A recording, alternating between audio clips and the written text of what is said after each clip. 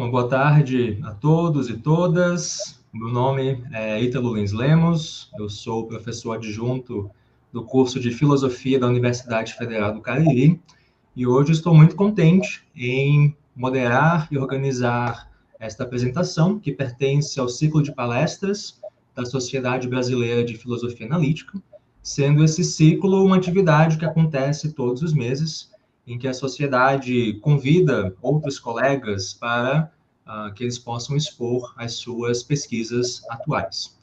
É importante salientar que essas apresentações são transmitidas ao vivo pelo YouTube da SBFA e que as apresentações que já ocorreram já se encontram no canal e aquelas que ainda vão ocorrer, elas podem ser visualizadas na sua agenda, pelo menos no site da Sociedade Brasileira de Filosofia Analítica. Gostaria, primeiramente, então, de agradecer aos idealizadores e as idealizadoras desse evento, especificamente a professora Beatriz Sorrentino, da Federal do Mato Grosso, e aqui também conosco nos bastidores o professor Tarek Prata, da Universidade Federal de Pernambuco. Bem, hoje nós temos a Merel Semeijn, que é a estudante de pós-doutorado no Instituto Nico, e ela vai apresentar um trabalho chamado Learning from Fiction Through Analogy. E, nesse caso, o título está em inglês e a apresentação também será em inglês, mas vocês podem ficar à vontade para colocar perguntas e comentários no chat, mesmo que em português ou em outra língua que nós possamos traduzir posteriormente para passar as questões para a Merel. Bem, agora vou fazer a apresentação em inglês. Right, so good morning, good afternoon, and good evening, everyone. My name is Ítalo Lins Lemos. I am a professor of philosophy at the Federal University of Cariri, here in Brazil. And today we have Merel Semeijn, who is a postdoctoral researcher in semantics and philosophy of fiction. In December of 2022, she started her 2-year Rubicon project, Let's Stop Talking About Homes, Philosophy of Fiction Beyond Novels, at the Institut Jean Nicot in Paris. And she studied philosophy at the University of Groningen and at Munich Center for Mathematical Philosophy, and wrote her master thesis on the role of pretend play in theory of mind acquisition. She then became a PhD student in Dr. Emma Mayer's project, The Language of Fiction and Imagination, and was a visiting PhD student at the Institut Nico in Paris. In 2021, she defended her dissertation called Fiction and Common Ground, a Workspace Account, and after her PhD, she taught courses in theoretical philosophy at the University of Groningen and at Leiden University. She is a specialist in philosophy of language, philosophy of fiction, and formal semantics, and her current research interests include fiction operators, learning from fiction, bald-faced lies, breaking the fourth wall, the interplay between common belief and make-believe, and memories of fiction. Well, I met Merel last year, at least online, at the first International Colloquium on the Metaphysics and Semantics of Fiction, which was organized by myself and Professor Jerzy Brzozowski from the Federal University of Santa Catarina. And I think that her presentation back then was really insightful, and that, despite her young age, Merel is already becoming one of the most interesting authors in the semantics of fiction. Today, she's going to deliver a talk entitled Learning from Fiction Through Analogy. So, Merel, thank you for accepting our invitation. Yeah, and thank you for that lovely introduction, and thank you for having me. You basically told all of this already. So I'm really excited about being able to present my work here to you, work that is part of this Rubicon postdoc project that I'm doing right now, funded by NWO at Jean Nicot. So these are just some topics that I'm exploring, and one of these I want to talk about today, export of fictional truth or learning from fiction. And the idea of the postdoc project is to focus on fictions other than novels, so to try to shift the focus of philosophy and semantics of fiction away from novels to non-verbal fictions. So the idea is that the projects that I do, including this one I talk about today, applies to any kind of fiction, not just written stories. Right. So yeah, and this is an approach to the discussion on export that I briefly sketched in my PhD dissertation in 2021, and then I left it and I didn't think about it until recently, and now I've broken it open again, and ideas are again very much in flux. So I'm very much looking forward to discussing all of this with you. Yeah, and please let me know if you cannot hear me or there's something wrong with the slides or something. Okay. Right, so this is the plan of the talk. I want to talk about the debate on export. I want to talk about what I talk about when I talk about learning from fiction. Try to sort of delineate that. And then talk a bit about previous work on learning from fiction. These are called the patchwork theories and network theories. And then I'll go to my proposal, and I spend most of my time on my proposal, export as analogical inference, and then end the presentation by discussing how I think that this proposal is helpful and how it is not helpful. Okay, so first, what am I talking about when I talk about learning from fiction?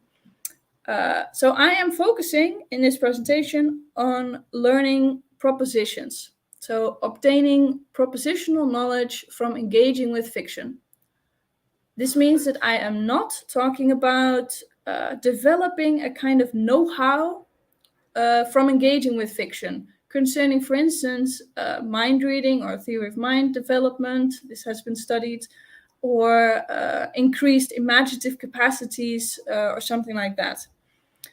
Still, by saying that I focus on learning propositions, I still have a much broader focus than is usually taken by philosophers that study learning from fiction. So this is what the literature, as far as I know, has mostly focused on. And this is called Narrative as Clearinghouse by Gentler. So these are explicit statements in a written work of fiction that seem to tell us something about the real world. So, for instance, in the James Bond novel Thunderball, at some point it is written, New Providence, the island containing Nassau, the capital of the Bahamas, is a drab, sandy slab of land fringed with some of the most beautiful beaches in the world. And reading that, I may learn something that I didn't know before. I may learn that Nassau is on New Providence. Right, and so the discussion here amongst philosophers focuses on this particular questions of whether fictional narratives contain assertions or testimony. And these kinds of explicit statements in written works of fiction seem to be good candidates for assertions in fiction, right? Or testimony in fiction. So there can be fictional truths that we can export or learn from a fiction that are explicitly stated in some fiction.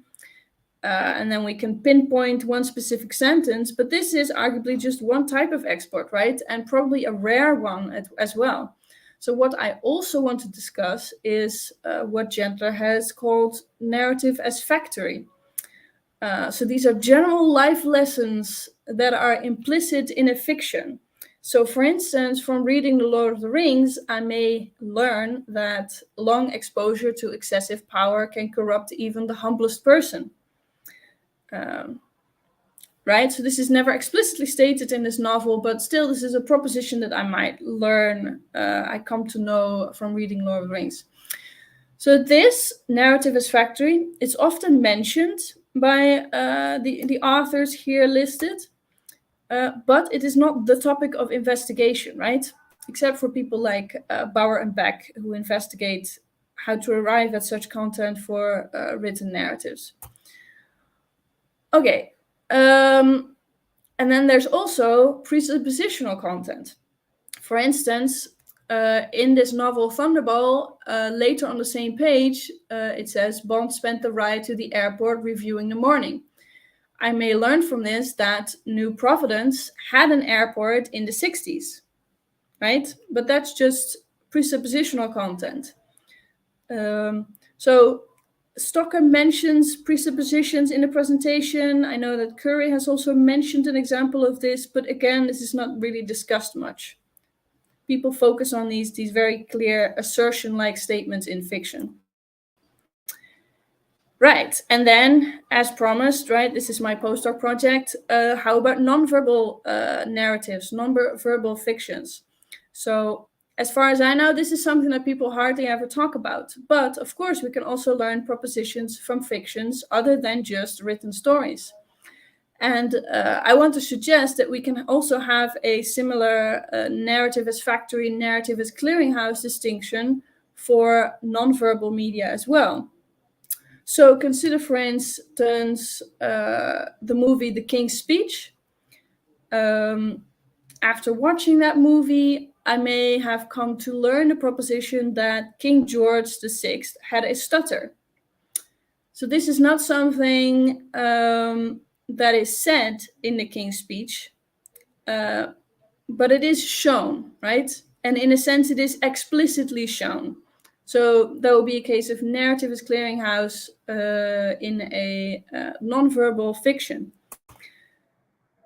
And then also narrative as factory. So general life lessons from non-verbal fictions. So from watching Star Wars, I may have come to learn the proposition that it is never too late to redeem yourself. So I guess Star Wars is pretty obvious with at least this general moral truth or life lesson, right? So Darth Vader, he kidnaps, he tortures, he cuts off his son's hand, he kills many, many people, including a group of young kids. But then right at the end, he sacrifices himself for the greater good, and so he ends up in Jedi heaven. And you see that explicitly.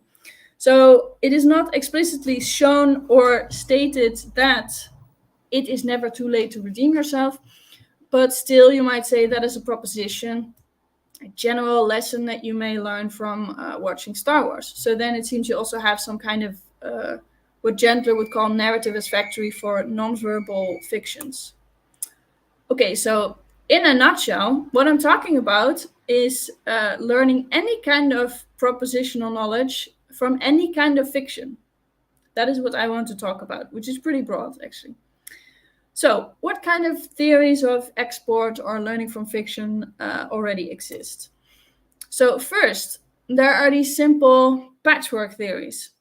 So, patchwork theory says that export is possible because a fictional narrative may contain assertions of an author besides just fictional statements. So, this means that a fictional narrative is a patchwork or a mixture of assertions, fictional statement, assertion, fictional statements. So for instance, here you have these two statements from the novel Thunderball from the same page. So first you have this sentence that licensed export of the information that Nassau is on New Providence. That's an assertion then, according to this patchwork theory. And later on the same page, you come across a statement such as Bond spent the ride to the airport reviewing the morning, and then that's a fictional statement. So many people have discussed these kinds of views. So Stock and Friend have also criticized these views. The patchwork theories suffer from the so-called patchwork problems. I'm not going to go into that, but I'm just going to note that in response to these challenges, some, including Stock herself, have tried to improve on these patchwork theories. And these I call patchwork star theories, or patchwork theory star. So patchwork star theories basically say sentences in a work of fiction, they are all fictional statements, but some of these statements are also simultaneously assertions, or cases of testimony. And for some patchwork star theorists, these are indirect assertions. That's Carpintero. Okay, and then there are network theories. So these are theories according to which there are no assertions and there is no testimony in fiction. So all statements in a fictional narrative are just fictional statements. Also the ones that license export. So the author makes no assertions of any kind or any kind of testimony when they are writing a fictional story. Indirect testimony or direct testimony, all of that is not happening.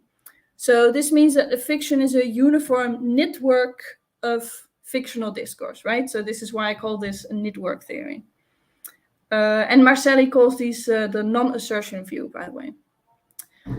Right, and then a network star theory. They do allow that authors can nonetheless communicate things about the real world through writing fictions.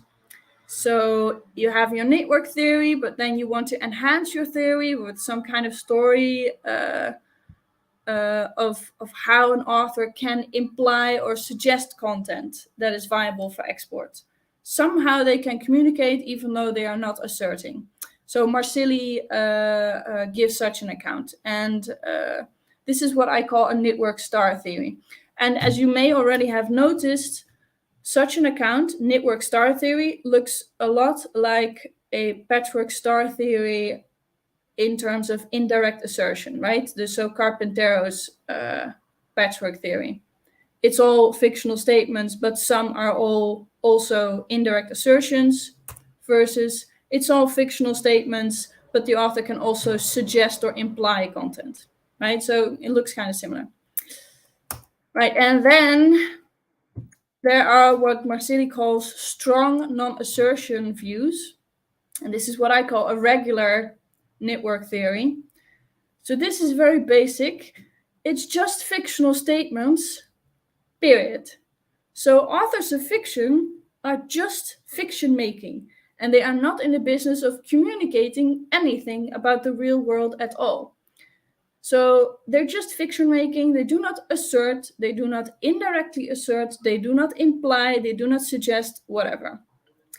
But then, of course, for a network theory, we are then left with a sort of obvious question, right? So how do you then account for export? So these previous three types of theories, patchwork, patchwork star, and network star, they all have at least some kind of explanation of export, or at least an explanation for some cases of export, because there's assertion going on. But if there is no testimony or nor any kind of communication by implication or suggestion or anything, then how are we then licensed to form any beliefs on the basis of engaging with the fiction? So how can a network theory ever explain export? Right, so I don't really want to burn my fingers on that debate, so deciding between these different kinds of patchwork and network theories. So my inclinations are definitely more towards network theories. And in the following, I am going to assume a network theory of fiction, so no assertions in fiction. And then I think that my story can then be used in two ways. So there's the more conservative way, and there's the more provocative way. So first, the more conservative way, the approach can be used as something that adds to a network star theory or a patchwork star theory. So these were these theories in terms of indirect assertion or implication or suggestion. So then my proposal sort of gives a proposal of a story under what circumstances audience members are indeed licensed to take something as indirectly asserted or suggested or implied. But then second, this is the more controversial, the more provocative way that you could use my approach. I think that my story can also be used as a potential rescue of the strong non-assertion view. So a rescue of the regular network theory. So it can offer an explanation of how such theories can indeed make sense of export without making reference to any kind of communication about the real world between author and audience. So this is the more outrageous and interesting project because this network theory, the regular network theory, or the strong non-assertion view, seems so hopeless, right? To explain how we can learn from fiction. Okay, so I will elaborate a bit on this after I've presented the actual proposal. So let's now just go to the proposal. Okay, so for starters, I am going to make the, I think, innocent assumption that when people engage with fiction, whatever else we may think is going on when they do that in terms of imagination, belief, entertaining, etc., when people engage with a fiction, they also form parafictional beliefs about that fiction. And parafictional beliefs are beliefs about fictional truth of the form in FB. So, for instance, after I read The Lord of the Rings, I believe such things as that in The Lord of the Rings, Sam carries Frodo up Mount Doom. So I've made this assumption explicit in previous work as well, but I think actually almost all fiction theorists assume something like this. Right, and then also uncontroversial, I hope, maybe a bit less so, but still uncontroversial, is the idea that in some cases we are licensed to infer P from in the fiction B. And these are the export cases. So I assume that this is true of all examples that I showed you at the beginning of the presentation of obtaining propositional knowledge from fiction. So because you engage with the fiction, you believe some parafictional proposition of the form in FB. And then sometimes, but not always, you are licensed or justified to infer actually B from that. So for instance, again, the same page of the novel Thunderball, you have read that page, and because you've read that page, you have obtained a bunch of beliefs about what is true in the novel. So you believe that in Thunderball, Nassau is on New Providence, and you also believe that in Thunderball, Bond traveled to New Providence.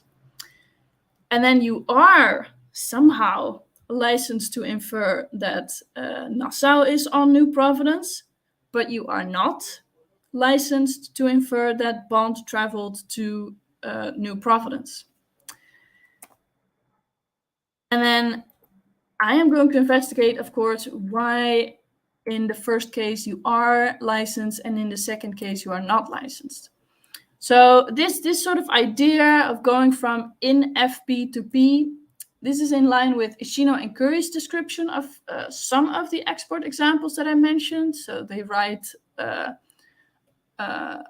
Ishino and Curry claim that propositions liable for export are in first instance merely established as true in the fiction, and that there are processes of inference available to infer from P is true in the fiction to B is true, right? And then you have a bit less explicit, but essentially talking about the same thing, I think we have Marsili. So he writes, just like the recipients of implied testimony, fiction readers must rely on fallible hints like genre conventions and complex inferential patterns to reconstruct which parts of the fiction the author is suggesting to be actually true. So my aim today is to tease apart these processes of inference or these fallible hints and complex inferential patterns. And to do that, I'm going to draw on literature from argumentation theory on analogical inferencing. And this approach is inspired by the fact that people often talk about import and export principles as being based on assumed or perceived similarities between fictional worlds and the actual world. So roughly, if you know that P is true in some fiction, and you know that this fiction is realistic or supposed to be realistic with respect to the cluster of facts that P relates to, then you may infer that P must be actually true. So for instance, after reading Thunderball, I have formed a whole bunch of parafictional beliefs, right? So I believe that in Thunderball, Nassau is on New Providence. In Thunderball, Bond exists, and also rebreathers exist. And the rebreather, that is a device, a tiny little device that you can use to breathe underwater for 4 minutes. Right, and then I also know, because of genre conventions and whatnot, that Thunderball is the kind of story that is supposed to be realistic with respect to geographical facts. So I know that Bond does not visit made-up cities or something.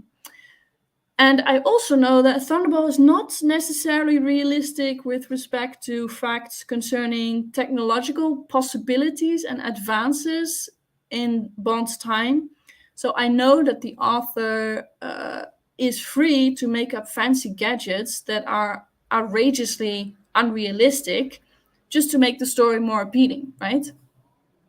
And hence, I am licensed to infer from in Thunderball, Nassau is on New Providence, that actually Nassau is on New Providence, but I am not licensed to infer from in Thunderball rebreathers exist, that actually rebreathers, these kinds of devices existed in the 60s.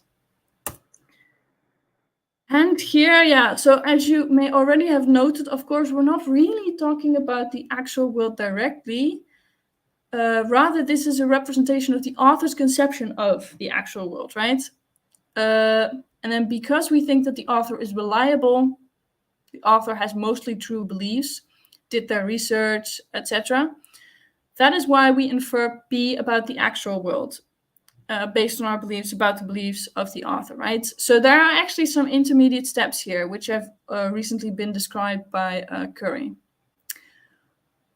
Okay, but I am going to focus on this analogical inferencing part. So that is roughly how I want to account for learning from fiction or export.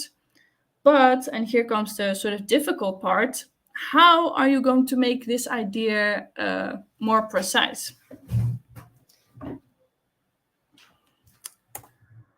Okay, so I think we can go some way of getting the idea more precise by putting this reasoning in terms of analogical arguments or inferences.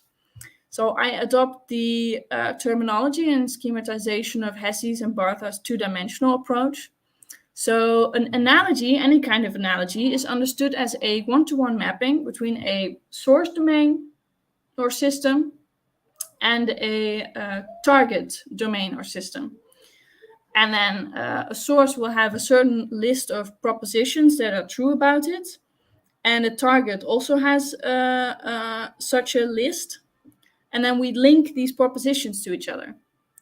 So in Keen's terminology, the set of accepted propositions about S that have an analogous accepted proposition about T, so the source and the target, right? That is the positive analogy. So these are the similarities, basically. And the negative analogy is the differences between a source system and a target system. So propositions that you accept about, that are true about a source system, but not about the target system, or vice versa. Right, and then the so-called hypothetical analogy, that's the proposition about S, the source system, about which we are wondering whether we could also maybe extend that to the target system. Right, and then the account. So yeah, many different words are used here in the literature. They talk about justification, an argument being licensed, valid, plausible, supported, etc., etc. But here, let's just talk about justification. So the basic account is this. Whether an analogical inference is justified depends on three things, basically. First, whether the source and target system exhibit a positive analogy. So these are the horizontal relations of an analogical argument. So how many similarities are there? And following the so-called million view, we're going to assume that the greater the number of these relevant similarities, the stronger the analogical inference, the stronger the horizontal relations. Right, and then 2, the source system exhibits a vertical relation between properties in and outside the positive analogy. So these are the vertical relations of an analogical argument. So you have a bunch of propositions that are true about a source system, and you have the hypothetical analogy. And then we're talking about how strong the vertical relations between those are. And so in Bartha's original account, these had to be causal relations, but in Hesse has argued that that is too strict. So for Hesse, these vertical relations can be predictive, explanatory, functional, or merely correlative. Right, and then 3, there is no negative analogy that is also relevantly correlated to the positive analogy. So a difference that is also correlated to the positive analogy. So in a nutshell, the stronger the vertical and horizontal relations, the stronger the justification for any kind of analogical inference. And if these vertical and horizontal relations are weak, then the justification for the analogical inference is also going to be weak. Okay, so kind of abstract. Let's go to an example. So this is Thomas Reid's 18th century analogical argument when he was looking at the heavens. So the account says that Reid's inference that Mars can sustain life was justified because he observed that Earth and Mars both orbit the Sun, both have moons, and both revolve around their axis, etc., etc. So that is to say, the source system, Earth, and the target system, Mars, they exhibit a positive analogy. They share some properties. And then note here that here and in the rest of the presentation, I will usually just list one element of the positive analogy. So here that's P, Earth orbits the Sun and Mars orbits the Sun, but there are actually many more that we could list, right? So also they have moons and revolve around their axis, etc., etc. Right, so horizontal relations are strong. Plus, Reid believed that because Earth orbits the Sun and because it has those other properties, that is why it is able to sustain life. So the source system exhibits a vertical relation between the properties in and outside of the positive analogy. So because Earth orbits the Sun, that is why Earth can sustain life. And then this vertical relation can be extended to the target system. So the analogical inference can be made because there is no relevant negative analogy. So there is no negative analogy or a way in which Mars and Earth are different that is also correlated to the relevant positive analogy and hence prohibits the analogical inference. So there is a negative analogy. So Reid knew that Mars is smaller than Earth, but this was not deemed to causally relate to orbiting the Sun, having moons, etc. And hence, the account predicts that Reid was justified in his analogical reasoning that Mars was also able to sustain life. Okay. So, in a nutshell, justification for analogical inference will be stronger or weaker depending on the strength of its vertical and horizontal relations. And note that this is, of course, never going to be a deductive argument, right? Analogical inferences by themselves can never provide full or unqualified support for their conclusions. And then a last thing, so the people in this debate don't really talk about this as far as I know, but you may also wonder whether the strength of horizontal relations is also going to depend on credences. So this schema here is a representation of Reid's beliefs about Earth and Mars, right? And it's kind of represented as if belief is an on or off switch, but of course it isn't. So arguably differences in how strongly you believe P and P star is going to make a difference, right? So if P star, so Mars orbits the Sun, is something that you believe but you're not entirely convinced of its truth, then maybe that would result in a weaker horizontal relation. And if you are fully convinced of the truth of P star, because you've clearly observed Mars orbiting the Sun. Right. Okay, so finally, export. So how does this help with analyzing learning from fiction? Okay, so suppose that I have read Thunderball and I have learned many things, and amongst these things I have learned Q and P and A. So I have learned that in Thunderball, Nassau is on New Providence. And I've learned that in Thunderball, the Bahamas start east of the coast of Florida. And in Thunderball, there is a device called the rebreather. So suppose that I didn't previously know that it's true that Nassau is on New Providence, but I did already know that it's true that the Bahamas start east of the coast of Florida or somewhere around there, right? And I also know that rebreathers don't exist. Definitely not that are so ridiculously small, and definitely not in the 60s, right? Okay, so we have an observed positive analogy, B star, and we have a negative analogy, A, and not A star. And arguably, there's a vertical relation of correlation between B and Q, right? Nassau is a New Providence and Bahamas start east of the coast of Florida. So they belong to the same cluster of correlated geographical facts, right? And the negative analogy is not similarly correlated. So the fact about technological advances and the geographical facts, they are not correlated. They are in different clusters of facts, right? And hence, we may analogically infer that Nassau must actually be on New Providence. So the hypothetical analogy is accepted, right? And then, of course, also an analogical inference or export can be blocked. So suppose I've read Harry Potter novels and I have learned A, B, and C. So I have learned that in the Harry Potter novels, Tinworth is a village in Cornwall, that London is the capital of England, and also that Little Whinging lies in Surrey. And I know that actually London is the capital of England. So there is a positive analogy.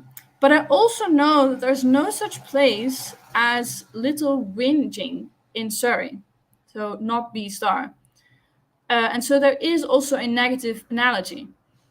And then plausibly, A, B, and C, they're all in the same cluster of geographical facts, right? And hence they are correlated.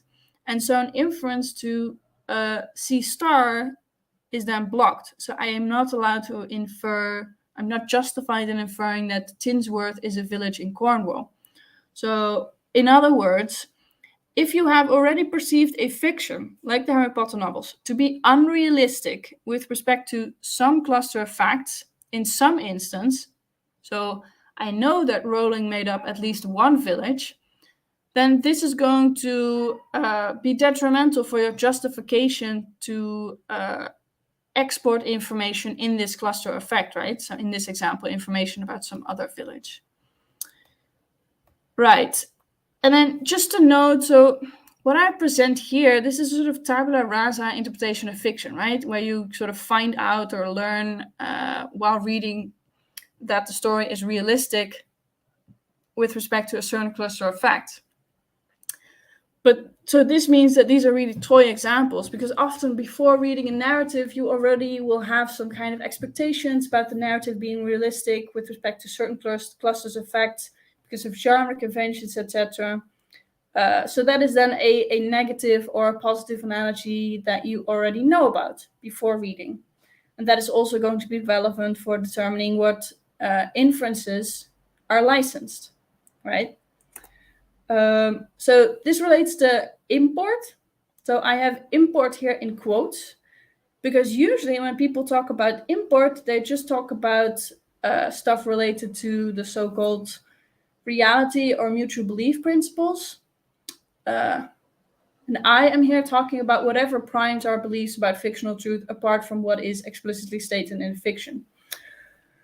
So we, of course, import a lot through these reality or mutual belief principles. So very roughly, these say that given that it is true that, or that it is common belief that Paris is in France, and nothing stated in the Harry Potter novels contradicts this, then it's going to be true in the Harry Potter novels that Paris is in France, right? So that's import through these kinds of principles. So this is how we arrive at many imported truths, and these all have very low credences, probably. And then you can update that with genre conventions, right? And then you can add fictional truths, get rid of fictional truths, update your credences concerning fictional truth, etc. So we can, for instance, take Ryan's account of genre, according to which genre depends in part on what respects the fictional world is similar to the actual world. So it's not all that you can say about genre, but it's It's part of what you can say about genre. And then he has a taxonomy of types of fact that the real and the fictional world can share or not. And we can distinguish subcategories within these larger categories. And then we can explain what genre some fiction belongs to in terms of what types of facts the fictional world shares with the actual world. Yeah, so for instance, Harry Potter world is not taxonomically compatible with the real world. So it's not the case that the real world and the Harry Potter world contains all the same species, right? Okay. Okay, so let's see how we can apply then this to these other examples of export. So other than just the explicitly stated facts in written fiction. So here I'm just gonna go through these examples that I gave earlier, briefly compare how an account in terms of assertion or testimony can deal with those, and how the network theory can deal with those. So I'm not gonna give schema for all of these examples, but in principle, I should be able to give them. Right, and then in general, you will notice that regular patchwork theories have a hard time dealing with any kind of content except for narrative as a clearinghouse, because arguably these theories were also not meant to be extended to other things than narrative as clearinghouse. Patchwork star theories in terms of indirect assertions and network star theories in terms of implications or suggestions, they have an easier time. But I want to suggest that a network theory, regular network theory, in combination with this analogical inferencing story, it has the easiest time. Right. Okay, so first, narrative is factory. So learning general unstated truth from reading fiction. So for instance, from Lord of the Rings, I learned that long exposure to excessive power can corrupt even the humblest person. So patchwork theories usually only talk about narrative as clearinghouse, but if we were to extend patchwork theories to account for narrative as factory, they would have to say something like that there is a general assertion by Tolkien through his text that long exposure to exposure, blah, blah, blah, blah, right? But as Marceli also notes, that seems hard to do since the notion of assertion is usually taken to imply explicit statement. So then maybe indirect assertions or suggestion or implication fares better here. But we also don't really have a story on how that should work, right? We would then need an account of how people can assert something general or implicit through writing a fiction. But a network theory in combination with the account of analogical inferencing that I provided can actually give such a story. So if a network theory is to account for narrative as factory, then all you have to do is to make it plausible that from reading Lord of the Rings, a reader acquires some parafictional beliefs about this guy called Frodo who goes through a mental struggle and then he's not able to conquer his own desire for power, etc. And then from all of these, you derive that in Lord of the Rings, long exposure to excessive power can corrupt even the humblest person. Right, and then if then the reader also believes that Lord of the Rings is supposed to be realistic with respect to the psyche of human-like creatures, so you have perceived the hobbits to behave roughly as you would expect regular humans to behave in similar circumstances. So they show distress in dangerous situations, they cry and they sing sad songs when they are confronted with sorrow and loss, etc. And maybe also the genre primes you to believe that this is as it should be in such a fiction, right? Right, so if you also believe that, then the reader can analogically infer that actually, or at least that Tolkien believed that long exposure to excessive power can corrupt even the humblest person. Right. And similar things can be said about the rest of the examples. So similar things can be said about export of presuppositional content. So a patchwork theorist, in order to explain an example, would have to say that the presuppositional content, New Providence had an airport in the 60s, is asserted by the author. But that is really very odd, because then not only a fictional narrative becomes a patchwork of assertions, fictional statements, assertions, fictional statements, but their fictional statements themselves also then become patchworks of fictional and asserted parts, right? So that's very odd. And then, okay, again, indirect assertion by author or implication may fare better, maybe, not really clear. In a network theory, we just have to make it plausible that because the fictional statement contains this presupposition, the presupposed content is therefore also true in the fiction. It is true in Thunderbolt that New Providence had an airport in the 60s because of this fictional statement. And so we can infer with the by now familiar analogical reasoning that New Providence had an airport in the 60s, right? Right, and then the non-verbal fictions. So for the King's Speech, from which I learned that King George VI had a stutter. So a patchwork theorist will have to hold that I can learn such a thing from such a movie because Tom Hooper, that's the director, asserts through his movie that King George VI stuttered, right? But then we need some kind of account of director somehow asserting, or for Patchwork Star or Network Star, indirectly asserting or implying content through creating a visual narrative. Of course, that's not impossible, but it requires a whole new story, right? So this is a whole separate debate. Can we assert through pictures? Can we imply through pictures, right? In a network theory, you don't have to burn your fingers on all of that. You just need to make it plausible that you obtain the parafictional belief that in the King's Speech, King George VI stuttered, right? From watching that movie, you obtained that parafictional belief. And you believe that a movie like the King's Speech is supposed to be realistic with respect to public personality traits of its characters, right?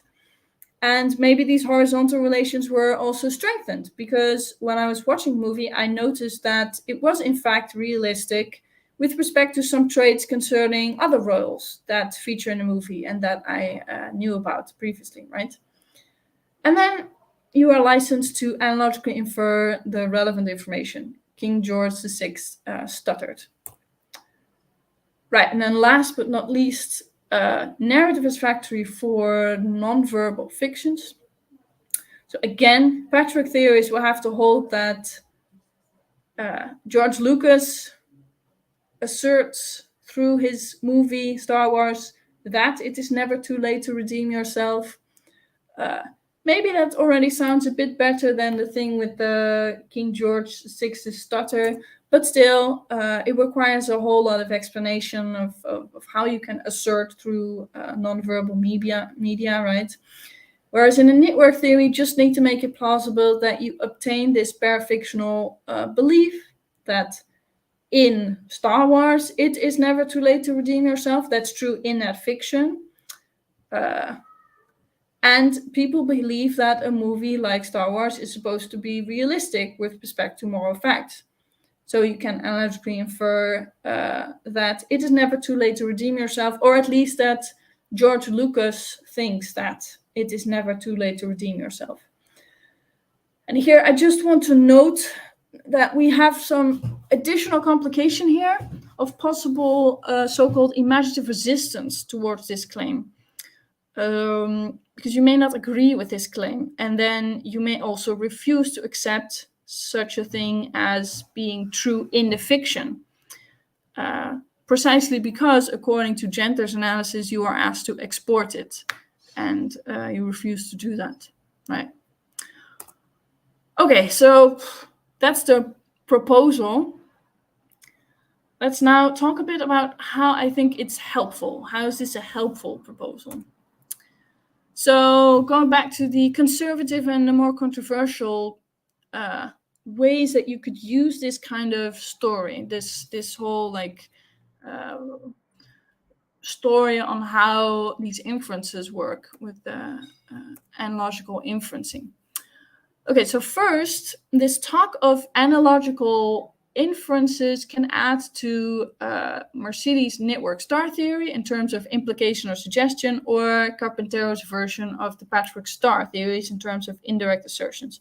So, story that I just gave provides an account of those complex inferences that are involved when we try to decide what content of the fiction is, in fact, indirectly asserted or implied, and what content isn't.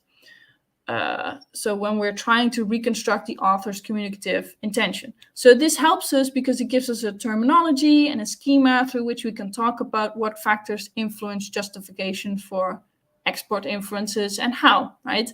And it also helps because it specifies the role of genre in this process. So genre influences horizontal relations. Okay, right, and then there's the more controversial claim. So can we rescue the network theory or the strong non-assertion view with this kind of story? So this approach to export takes fiction as a sort of object of study, right? So it doesn't talk about an author who is communicating directly or indirectly, etc., through writing a fiction. It just talks about the fiction as a sort of independent object of study. So we describe the fiction as a potential source of knowledge without any reference to the author's communicative intentions. So we get a uniform treatment of propositional learning from fiction without referring to the notion of assertion or testimony or indirect assertion or implicature or suggestion, right? And this way of talking about fiction and export seems to accord with the strong non-assertion view, right? This view that authors of fiction do not communicate anything about the real world when they're fiction making, period. But it still explains how we can learn from fiction through analogical inferencing, through taking this fiction as an object of study. So a distinction that Curry makes is relevant here. So Curry writes, there is an important distinction between a narrative being merely expressive of the author's beliefs and the author expressing that belief through a work, just as there is a distinction between a person's unintendedly slow walk being expressive of their sadness and they're expressing their sadness by deliberately and openly walking slowly. So what the analogical inferencing story shows is that there is a way to get all of this exported content, also for narrative as clearinghouse examples, by just approaching the fiction as being merely expressive of the author's beliefs, right? So you could, I think, just add the analogical inferencing story to the network theory, and then you'd have a general theory of export that does not assume any communication going on between author and audience, right? No assertion, no indirect assertion, no implication. So that's then how I suggest this could maybe be a way to salvage the strong non-assertion view. In fact, there may be reasons to think that something like the strong non-assertion view is in fact appropriate for some cases of export at least, right? So as far as I can judge, it is likely that in many examples discussed, indeed, the author intends to communicate something by implying it or indirect asserting it or whatever. But I don't think those cases cover all cases of export or learning propositional content from fiction. So reconsider the presuppositional content about the airport, right? So New Providence had an airport in the 60s. Is that something that Fleming intended to communicate to his audience? Because it's not really an interesting thing to communicate, right? And actually, maybe that was already common ground between Fleming and his audience, right? Just like it can be common ground between us, that there's an airport outside of Paris. And I say, I spent my ride to the airport reviewing my presentation. If it's already common ground that there's an airport, am I then asserting or implying that there's an airport? No, right? I'm not communicating anything. I am communicating something. I'm communicating that I was reviewing my presentation. I'm not communicating there is an airport outside of Paris, right? Or consider the King's Speech. So the envisioned audience plausibly already knew that King George VI had a stutter. I just didn't know that, right? And the fact that the envisioned audience already knew that makes it somewhat odd to ascribe to the director a communicative act with the content that King George VI had a stutter. Curry has a similar example. So this is from Anna Karenina. Anna looked out of the window and saw Alexei Alexandrovich's career on the steps, ringing at the front door bell.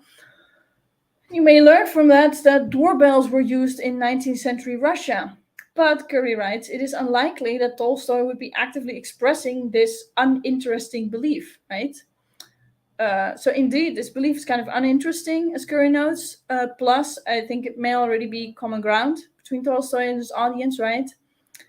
So Curry concludes, this fiction is merely expressive of Tolstoy's belief that doorbells were being used in 19th century Russia.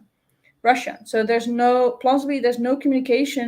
communicative intent here, no assertion or implication, but still export. So yeah, what these kind of boring export cases suggest is that a network star theory can't be the whole story. Sometimes it isn't just a fiction making without any communication about the actual world. And still, we can learn things about the actual world from it. From investigating the fiction as a sort of independent object of study that can feature as evidence about the author's beliefs. So if you want a comprehensive account of learning propositions from fiction, then a combination of these network approaches is maybe best.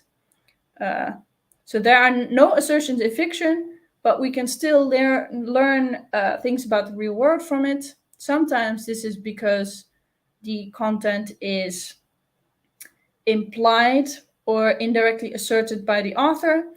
Sometimes this is the case because the narrative is merely expressive of the author's beliefs. Okay, and now I will end the presentation in a few minutes that I've left talking about how the account is not helpful. So I'm going to address now a worry or a theoretical itch that you may have had all this time.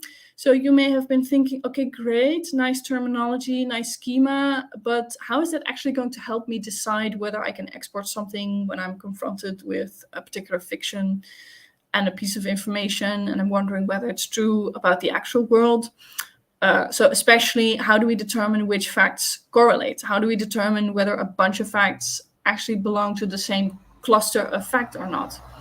So facts that correlate presumably have some kind of mutual relationship or connection, but is there any way to be more precise about that? So let me illustrate this difficulty with an example. So suppose you have the same Harry Potter situation as before, where I told you that you're not licensed to infer that some village in England really existed because we had perceived Rowling to include made-up towns in a story.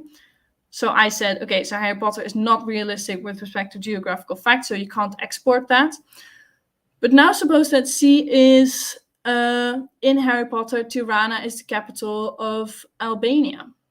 And suppose that that is what we might learn from fiction. That is what I think I might export or not. And then the question here is, what is a relevant cluster of geographical facts?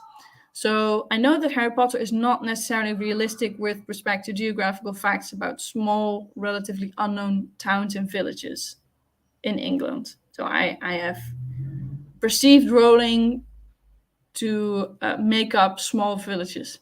But Harry Potter does seem to be structurally realistic with respect to geographical facts about capitals of countries. So London is the capital of England in Harry Potter, and Paris is the capital of France in Harry Potter, etc., etc. So arguably, then there's a divide into at least two clusters of geographical facts. And then maybe facts about capitals are not so strongly correlated with facts about small English villages.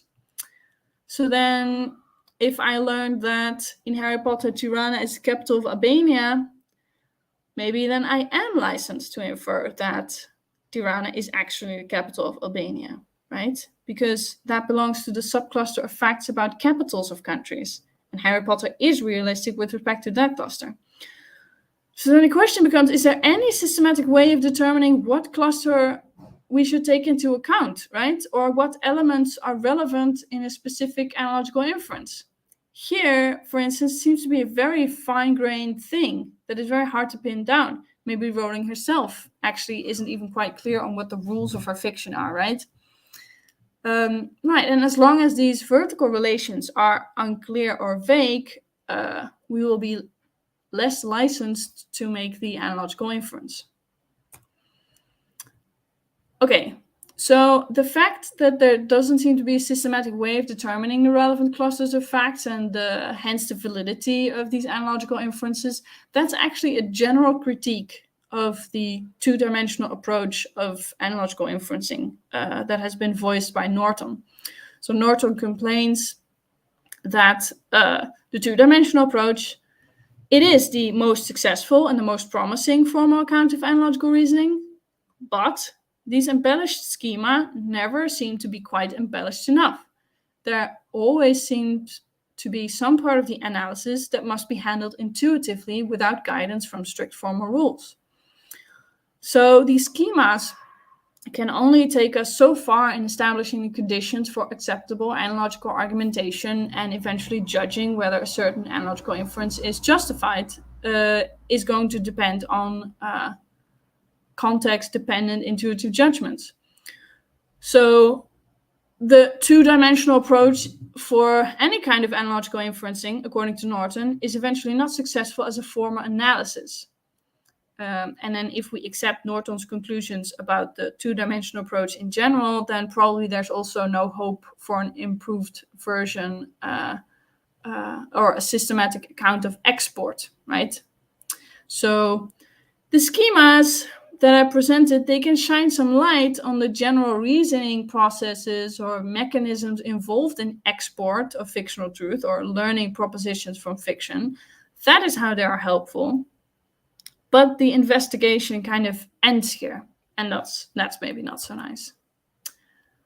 Right, so we're nearing the end. So just to summarize, so I've provided a uniform account of learning propositions from fiction in terms of analogical inferences. This account gives us insight in reasoning processes involved in export and what does and what does not aid toward justification of our analogical inferences. And this approach can be formulated as something that just adds to theories of export, patchwork star theories in terms of indirect assertions, or network star theories in terms of implications. Or I suggested it maybe also can be used as a way to salvage the strong non-assertion view. By explaining all export basically as being based on narratives being merely expressive of an author's beliefs. And it also suggests this kind of approach, if we accept Norton's conclusion, that trying to formulate a systematic account of export is a hopeless project. So this then is also sort of immediately the end point of this line of research, right? Okay. Thanks a lot. Looking forward to your questions. Awesome. So thank you very much, Merel, for your excellent presentation. We have a few minutes for some questions, so you can raise questions on our YouTube chat. I have a lot of questions, Merel. Some of them are related to some clarifications of the concepts you're using, and some others are just, I don't know, curiosities that I have.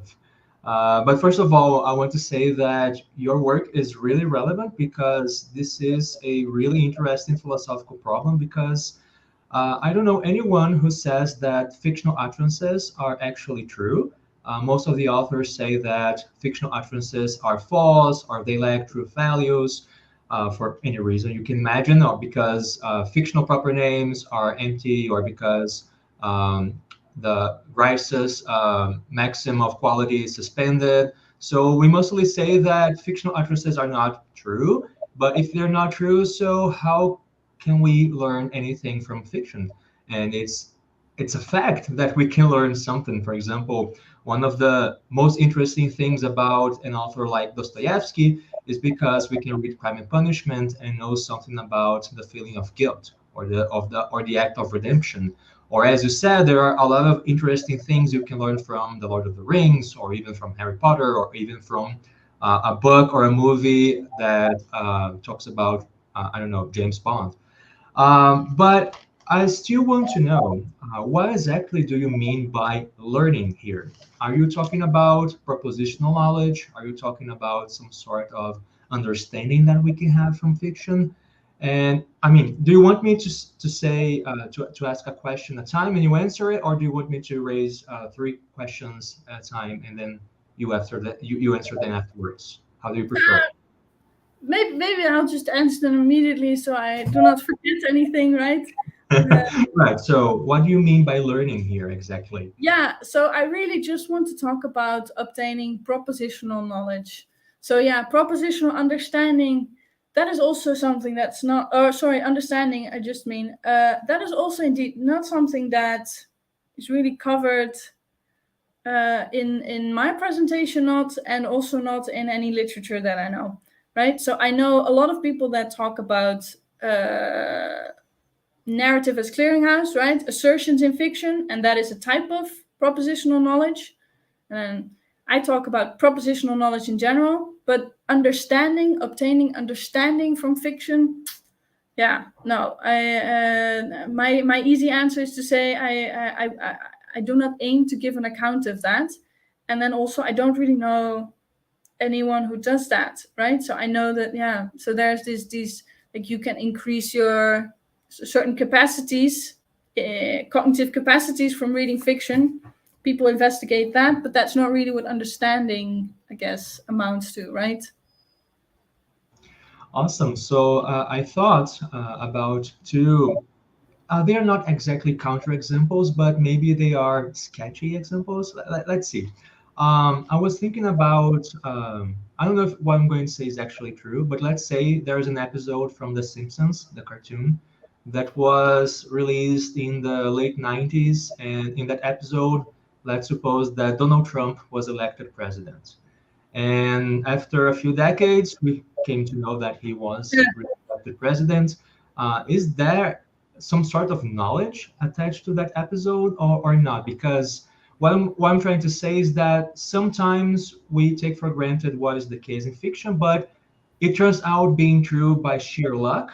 And if just luck, we're not going to say that it is propositional knowledge, because we have to have a justified true belief. And the element of justification seems to be lacking here. So what would you say about cases like this one? Can we come to know anything by luck? Yeah, that's a nice example. So yeah, I guess I would say no, right? So if you just have the sort of schema in mind, so you have a bunch of things that are true in The Simpsons, and one of the things that's true in The Simpsons is that Donald Trump becomes president. But The Simpsons is not, you know that as a viewer, it's not supposed to be realistic with respect to many kinds of things, including this, right? So then, yeah, even though it's actually turns out to be true, you were indeed not licensed to infer from watching The Simpsons that actually it's true that Donald Trump becomes president. So yeah, it's just, yeah, not justified, and it's not knowledge, I'd say. Awesome. And the second counterexample that I thought of is one that you mentioned in your thesis. So I hope I'm not putting you on a spot right now, because I know you're acquainted with the story I'm going to mention, which is the adventures of the Speckled Band. Right. There's a case in which Sherlock Holmes solves a mystery saying that a viper climbed up a bell rope. But I didn't know that, but it seems vipers can't climb up bell ropes. Can we be misled by a story of fiction? Because given that Arthur Conan Doyle was a really good writer, and that we are supposed to learn a lot of things about deductions or about criminal investigations, and so on. What happens when the author is actually mistaken about how the world works? Yeah. I mean,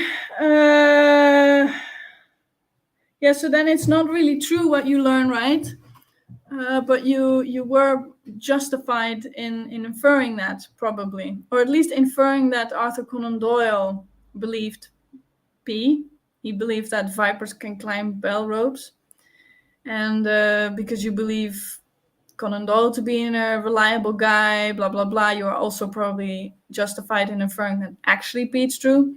So you would be, I guess, the account would predict that in that case you are justified in inferring that indeed vipers can climb bell ropes, but it's not knowledge because it's not true. Yeah, and also, of course, you can have cases in which you so it's clear to you that the author is making a mistake. Suppose J.K. Rowling was mistaken about the capital of Albania, and whatever, said that Paris was the capital of Albania. You can still analogically infer stuff from that. So this relates to this slide that I had where I talked about actually the inferences are between what you, the fictional world, and the author's beliefs about the actual world. So then you can still, if you come across something like that, infer that, right, okay, J.K. Rowling believes that, whatever, Paris is the capital of Albania because it's supposed to be realistic with respect to this cluster effect, and etc., etc. Right, so in the case of mistakes that are not recognized, then you are licensed to infer that P is really true, right? But it's not true, so it's not knowledge. Or if you do recognize the mistake, you will arguably still be licensed to at least infer that the author believes that P. Awesome. And I wasn't going to raise this question, but according to your last answer, is Lewis analysis 2 involved in your background assumptions? Because it seems like, could you say a few words about that? Because just so you know, I'm almost finishing the translation, the Brazilian Portuguese translation of Truth and Fiction.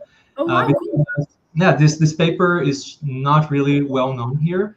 So I would like to hear a couple words from you regarding that paper and how it relates to your work on learning from. Yeah, am I assuming Lewis? So that's a good question. I thought about that.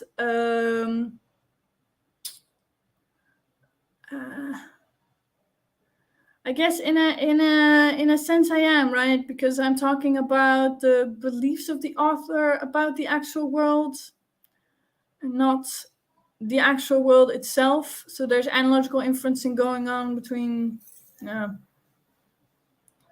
I'm not entirely sure, actually, whether it could work with both analyses. Because now also I'm talking about the beliefs of the author, right? Not about common beliefs in the community of origin about the actual world. So, yeah, good question. I don't really know. Awesome. We have some questions in our chat on YouTube, and Jersey says, thanks, Merel, for the excellent talk. I have a question that tries to draw an analogy, a meta-analogy, between analogical reasoning in fiction and scientific models. And then he says, in what sense or senses would you say analogical reasoning from fiction is similar to analogical reasoning from scientific models? Yeah, probably relatively similar. So I'm assuming that in a scientific model, assuming that you use a scientific model to establish some kind of general truth. And then it could work the same way as narrative as factory also works, right? So you have this fiction and a bunch of things happen in it, and then I also think this sort of general truth is true in that fiction, and then I think, oh, that must be also true in the real world. So in that sense, it can work in the same way, but also I'm not really sure that really applies to all scientific models, because scientific models often are also abstractions, right? So if I'm thinking about these models of gas, for instance, right, that can never actually happen that way in real world, stuff like that, right? So there are some complications there that I'm not really sure about. Yeah, good question. Awesome. Josie, do you have any follow-ups? If you do, please write on the chat. And while Josie says something, Juliette actually says, she's asking you this. Thank you for the wonderful talk, Merel. It made me think about Kepler's Somnium and how it is usually considered a scientist's thought experiment rather than a proper work of fiction. Yeah, I don't know Kepler's Somnium. What is Kepler's Somnium? I don't know either, but I'm sure Juliette is going to say a few words about that in the chat. She says, in your research, do you consider fictions involved in thought experiments as well? Right, yeah. So because you mentioned thought experiments before, so assuming, yeah, so that's Kepler's Somnium is then a kind of thought experiment. So definitely, this is, I guess, a sort of assumption that I often make, is that thought experiments are kind of fictions. Stories made up by scientists such as Galileo or Einstein. Right, yeah. So yeah, thought experiments, so stuff like, oh, sorry, I'm reading and do you believe?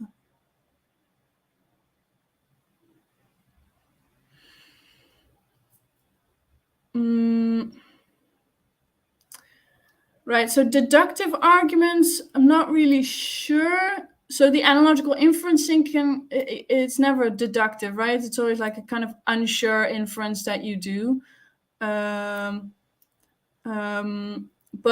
I mean, ideally, if I am going to say that thought experiments are a type of fiction, then ideally this sort of analogical inferencing story also applies to thought experiments. So Mary the cholera scientist, for instance, it's a story, it's a fiction, it's clear to everyone that this never happened. It's a fictional character, made up story.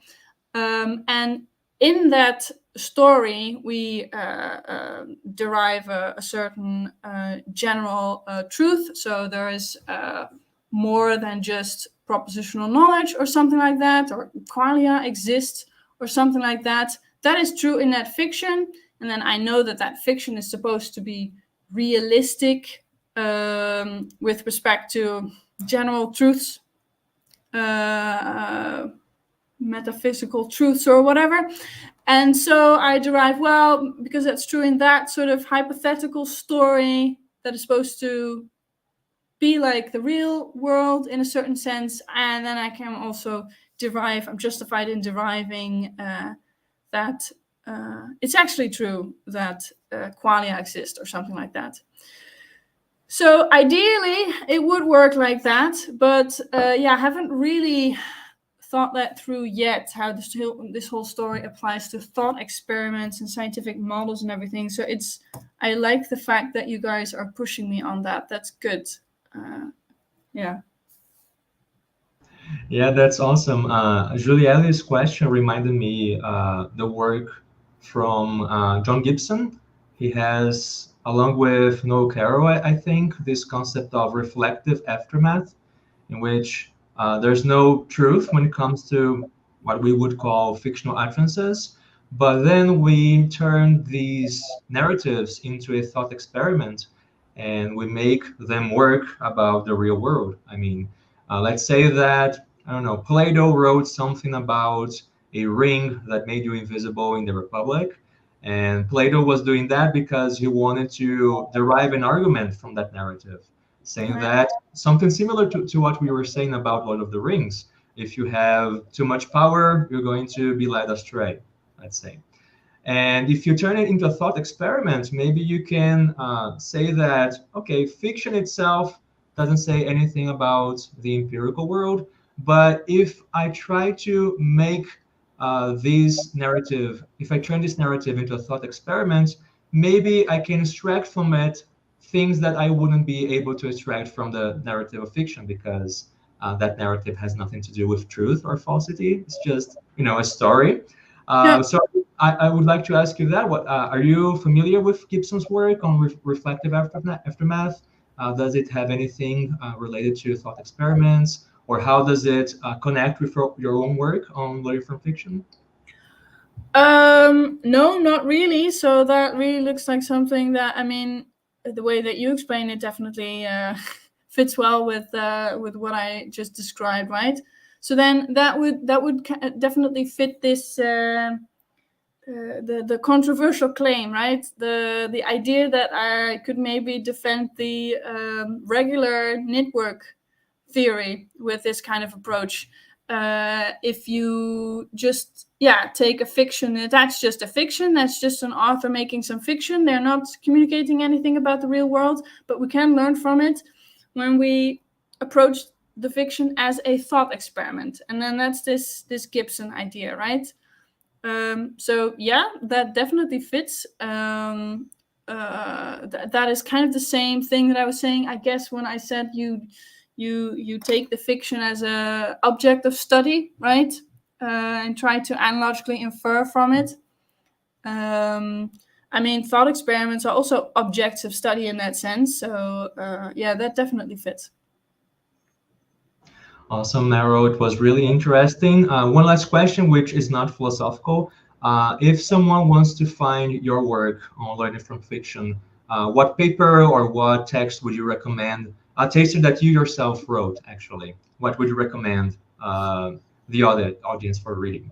Right. So this is all. So like I said, there's a small piece of. There's a small part of the dissertation where I briefly sketched this account, but it has definitely developed more. I've developed it more since then. So all of this, I guess I'll put my slides on my website.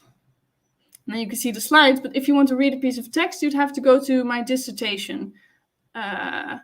And then that's, Italo, I told you exactly what section, I'm not entirely sure yet. I think that's chapter 4 or 5 or something, one section there, yeah. Yeah, it's 4.6.2, if I'm not mistaken. Right, thanks. It's funny that I know and you don't. But by the way, I recommend all of you reading Merel's thesis, because it is really interesting the way that she constructs the common ground notion from Stalnaker, and then the workplace account derived from Derek Matravers, if I'm not mistaken. Yes. Cool. Yes. Well, that's it. I don't think we have more questions in our chat. So, Merel, thank you very much for your presentation. It was really interesting. I hope hearing from you and seeing your papers and your further work in this project. So, once again, thank you very much for accepting our invitation. It was amazing. Yeah, so thank you so much for having me. Really enjoyed this. I've never done a talk in Brazil before. Awesome. So that's it. Bye-bye. Okay, bye-bye. Thanks a lot, everyone. Bye-bye.